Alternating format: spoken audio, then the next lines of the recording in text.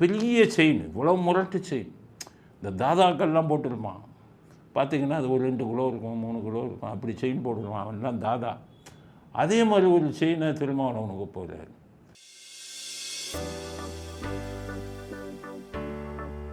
திருமாவளவன் அசந்துட்டார். இவ்வளோ பெரிய செயினை நமக்கு போடுறாரு, இது 2, 3 கிலோ இருக்குமே, இது கோடிக்கணக்கில் இருக்குமே அப்படின்னு ரொம்ப குஷியாகிட்டார். அப்புறம் அப்படியே திங்க் பண்ணுறாரு. சினிமாவில் இருக்கிறவங்கலாம் சொல்லியிருக்காங்க, ஒன்றா நம்பர் கஞ்சன் கமலஹாசன், அவர் போய் இவ்வளோ பெரிய செயினை எப்படி நமக்கு போடுவார்? ஸ்டாலினுக்கு வேணா போடுவார், ஏன்னா உதயநிதி லெஜெண்ட்டு, இவர் படம் வந்தால் ரிலீஸ் பண்ண உதவி செய்வாங்க. கூட்டணி வந்தால், ஒரு தேர்தல் வந்தால் உதயநிதி 100 கோடி 150 கோடின்னு 200 கோடின்னு லஞ்சம் வாங்கி கொடுப்பாரு. அவங்களுக்கு 2 கிலோ 3 கிலோன்னா போட்டுருவார், ஸ்டாலினுக்கோ உதயநிதிக்கோ. திருமாவளவனால் அவருக்கு என்ன லாபம்?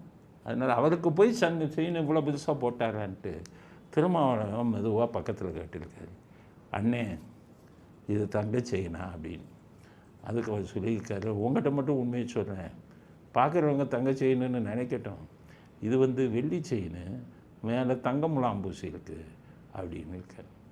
அதோட திருமாவளவன் ஒரு இதாகிட்டு, என்னடா எதுலையாச்சும் கிலோ தங்கம் கிடைக்கும்னு நினச்சா வெள்ளி செயினை போய் வெள்ளி இதை போய் போட்டிருக்காரு அப்படின்னு சொல்லி அப்போ தான் கமலஹாசனை அவர் புரிந்து கொண்டிருக்கிறார்.